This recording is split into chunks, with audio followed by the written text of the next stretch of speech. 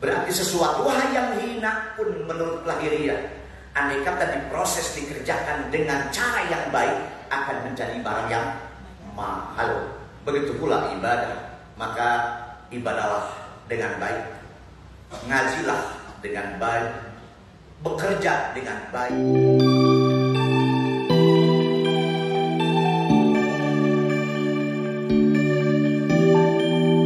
Jangan lupa like, comment, and subscribe. Subscribe. Maupun orang-orang yang punya besar plus tempat Darul Muhsinin ini, moga-moga Allah digiring geus aya taufik dan hidayahna, sehingga orang-orang yang menyentuh tempat ini termasuk dan tergolong orang-orang yang muslim. Bahkan dijanji, dina janji Allah, innallaha la yudhi'u ajral muhsinin. Beda pahala seseorang yang berbuat kebaikan. Kalau orangnya tidak baik, tidak akan menemukan kebaikan. Sebuah ayat dalam Al-Quran mengajamin bahwa manusia marugi. Surat Wal Asri, Al-Asr, Wal Asri innal insana lafi khusrin, al-lam lil jinsi li kulli fardin min afradil insan lafi khusrin. Tidak ada manusia yang tidak rugi. Hanya setelah itu ada istisna, ilal ladzina amanu, kecuali orang-orang yang membenarkan. Karena kenapa dikatakan membenarkan? Karena amanu masdarna iman, al iman wa at-tasdiq. Berarti orang yang beriman adalah orang yang membenarkan. Tak cukup kita mengatakan ana mu'minun, ana muslimun, kalau orang tersebut tidak sadaqu, maka lamun ayat hiji ayat alladzina amanu ayat alladzina saddaqu. Sadaqu kana rukun iman genep. Benar Allah ayatna, wujudna, kidamna, baqona, wa ma yata'allaqu bihaqqillahi. Itu orang yang beriman. Cukupkah kita orang yang beriman pada besampurna nu genep dilakukan jeung geus tasdik kana nu genep? Ternyata ayat Al-Quran wa amilus sholihat. Tidak ada artinya orang yang beriman tidak berbuat baik. Kata ini cukup bisa mengundang juga kesimpulan bagi orang yang tidak menggali arti wa amilus sholihat. Karena perhitungan asal amilus sholihat yang penting kita berbuat baik. Contoh saja, ada orang berangkat ke masjid 1000 jelema berjamaah di masjid, itu sudah beramal baik. Tapi apakah dijamin orang yang berbuat baik akan mendapatkan kebaikan? Jawabannya, kebaikan yang akan diterima adalah satu, amanu dulu, berarti harus orang yang baik. Yang kedua, orang yang baik harus mengerjakan kebaikan. Kedua, yang ketiga, mengerjakannya dengan cara yang baik. Jangan dianggap bahwa kita tas maca Quran bakal diterima ku Allah. Sebagai bukti kamin qara'il Quran wal Quran yal'an. Tidak sedikit orang yang baca Quran, tapi kok kenapa Quran itu sendiri melaknat orang yang membaca? Si orang macana ajrum bayrul mamnun. In kuntum sedikit hancurkan. Berarti Quran kudu pakai tajwid. Quran kudu pakai tajwid. Apakah sholat tidak perlu pakai tata krama sholat? Maka tidak dijamin orang yang sholat dapat pahala. Kenapa? Jawabannya, kenapa ada ayat wailul lil musallin? Kenapa ada ayat wailul lil musallin? Berarti amanu versi, jangan mengatakan versi betul-betul ya, versi ilmiah, bahwa alladzina amanu adalah orang yang beriman. Itu jelas orang yang baik, yang mengerjakan kebaikan dengan cara yang baik. Paham kira-kira? Baca Quran kebaikan, tapi tidak akan menjadi kebaikan mun macana betul. Sholat adalah kebaikan, akan jadi kebaikan andai kata sholatnya benar. Kenapa orang yang masjid 7 tahun tapi tidak bisa ngaji? Kita sudah mengerjakan kebaikan tapi ngajinya betul gitu. Tak teman 7 tahun tak dunia ke tamat-tamat. Istilah Kang Baru, albiana pindah-pindah kita liwalahu ya itu 7 tahun teh. Ngaji namanya ngaji tidak dengan yang baik. Nah di sini mungkin kurang simak oleh kita lalu resapi.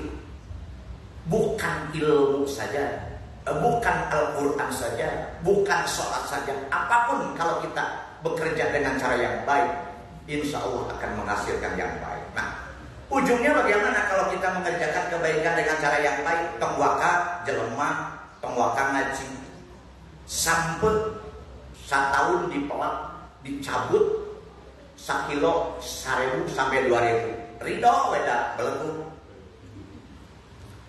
Ditungguan 1 tahun dicabut 1.000 2.000 sekilo. Coba kerjakan dengan cara yang baik. Sampai 2.000 sekilo dah belenggu dijual. Tur padahal eta sampai coba kerjakan dengan cara yang baik. Proses dengan cara yang baik, maka hasilnya banyak hari ini singkong di supermarket. Harganya 1/2 kilo jadi 23.000 setengah. 1 kilo setengah kilo ya, berarti 1 kilo berapa kilo? Terus 27.000, 47.000 1 kilo. Nu tadi nu tukang sampe nu melak eta, mun hayang eta nu 1 kilo jual sakebon. Kenapa harganya jadi mahal? Jawab. Kenapa tempatnya di supermarket? Kenapa yang membelinya pun bukan orang-orang biasa? Berarti sesuatu hal yang hina pun menurut lahiriah, andai kata diproses dikerjakan dengan cara yang baik, akan menjadi barang yang mahal. Begitu pula ibadah.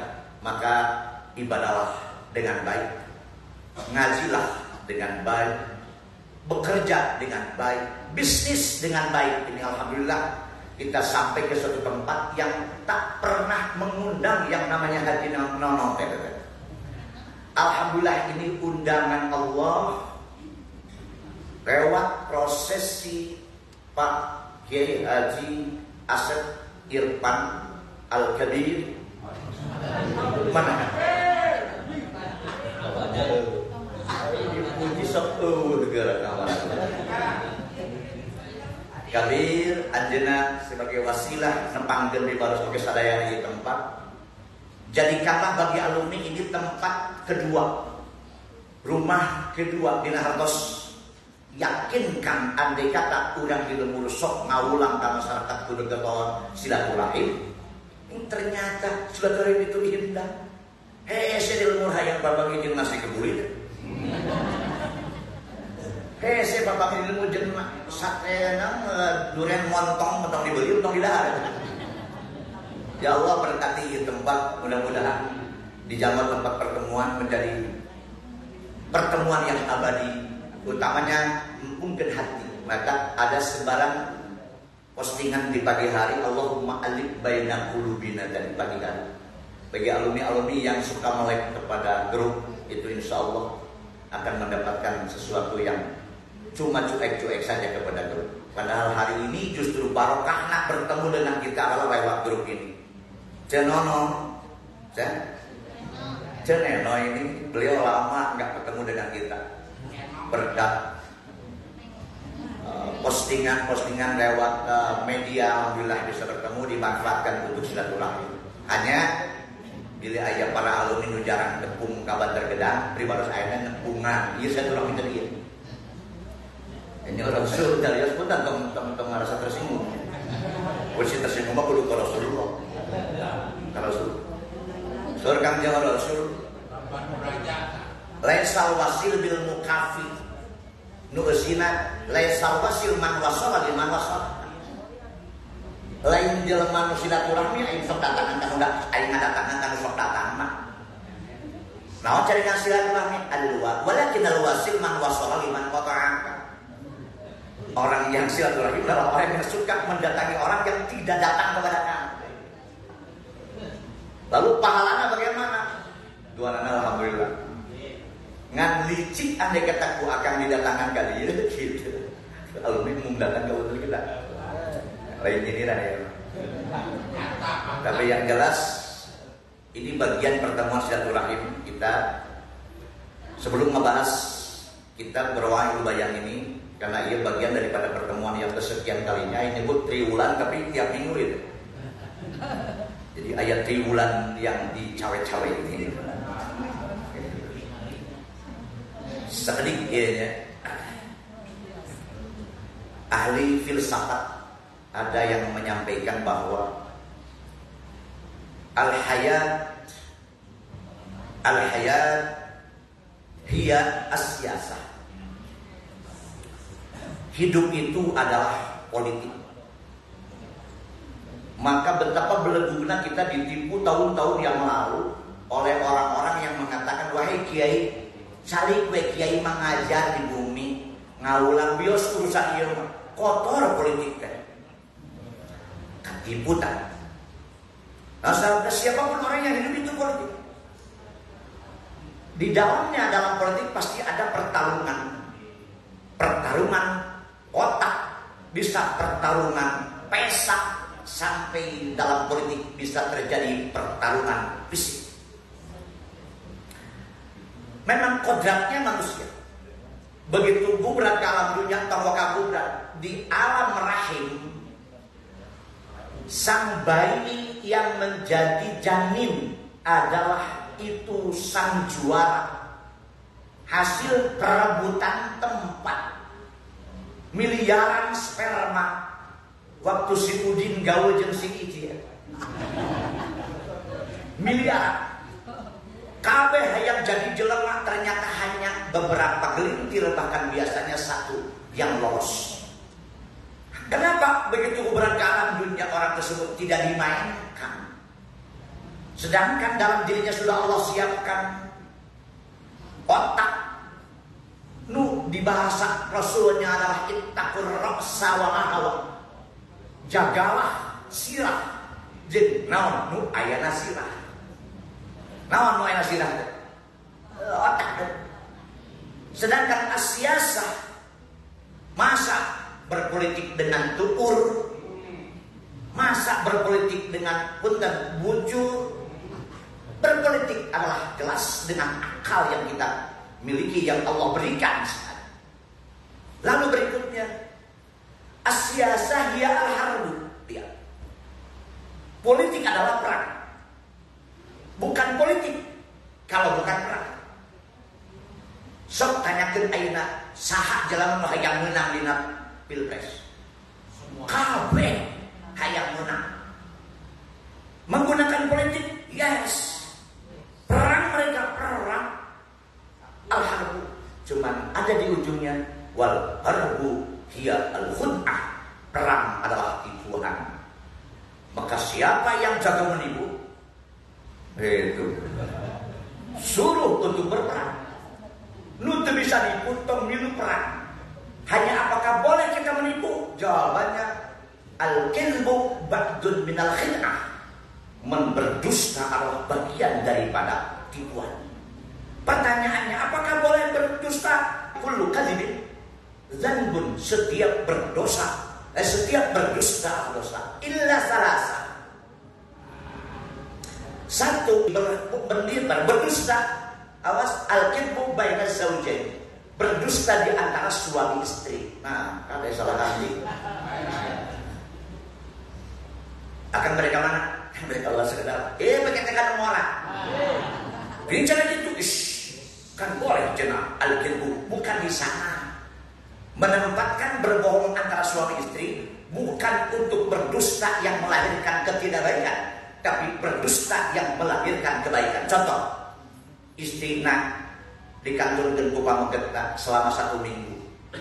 Pulang dari Jakarta ka Bumina. Begitu pulang disadiakeun sambal anu kasep kalakena. Nu jadi masalah, nu disamalna, nu diasupkeun anak A, nu dicabutna B, nu direnos nu B. Ngerti kira-kira? Nu diasupkeun tarasi, nu dicabut tai kucing. Direnos eta tai kucing. Lalu disolongkeun ka suami. Suami kalau mau abadi dalam rumah tangga harus berani berdusta. Kumaha berdustana? Nalika istrina nanyakeun, raos pisan kan bohong. Raos pisan nyanyi bohong. Menang kudu dirinya. Sabab aneh kata suami menanyakan si lain aing 10 poe ti mah nak balik kalah mari sama tai kucing pas saya bertengkar karena jujur. Yang kedua, yang diperbolehkan berdusta adalah li islahi datil bain, mereskeun orang yang bersengketa. Andai kata A dan B bersengketa, maka kita masuk ke ruang lingkup yang dua sedang bersengketa tersebut dengan cara kita berdusta ke A atau ke B dengan mengatakan yang tidak sebenarnya. Contoh, datang ke si A, si B gesilah yang pangijin ban curi tidak berang tidak sare berang penting berang kesel liar penting kesel sare hayang pangijin mana benar gitu, benar. Akhirnya punya niat baik, datang ke si B, si A hayang pangijin mana geus bila sebagainya. Akhirnya bertemulah yang dua ini jadi islah, jadi beres. Boleh, silakan gunakan dusta, yang penting untuk membereskan yang bersengketa. Yang ketiga, awas, al-kidbu bil harbi, bohong di waktu perang. Bohong di waktu perang itu memang harus.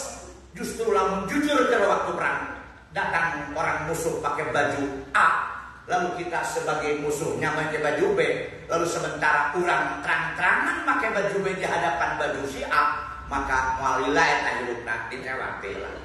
Berarti sekarang sudah menjadi alam itu, sudah masuk kita kepada alamul fitnah. Di alam fitnah ini rumus bagi orang para kiai, para ustaz, para ajengan adalah ke waktu fitnah iya dua. Satu, as-sukutu. Yang kedua, waluzumul buyuti. Tong lo ngomong. Nomor kedua, cicing mah. Tong salah ngerti dia awas.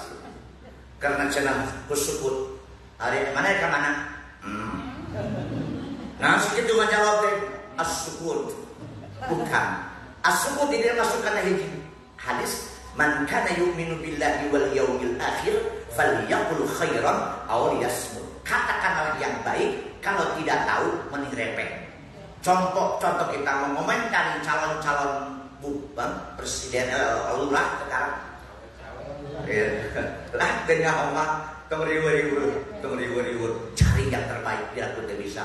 Mun dianggap butut kabeh, nah di sini aya hadis khairu ummati man ikhtar khairas syarrain. Umat yang terbaik adalah yang mampu bisa mengambil yang terbaik di antara yang dua jelek itu. Mun kabeh dianggap tai, piraku tai kucing kabeh. Mudah-mudahan di antara itu ada yang disebut dengan tai ayam, bisa-bisa pakai kabeh. Nah, ini rangsangan ini saja ya, untuk merangsang para santri saja. Itu. Ini bukan cawe-cawe, tapi justru jelas kita berbicara apa yang diperlukan hari ini. Mudah-mudahan menjadi pelipurlah ke waktu panas, mudah-mudahan jadi pendingin, terkatirisan mudah-mudahan jadi panas ada ya. Cimina mudah-mudahan kempal orang iya, Allah dijadikan pertemuan yang disebut dengan jam'an mubarakan, pertemuan yang melahirkan kebarokahan. Amin ya Allah. Cukup jasa hitungan penetaan awal.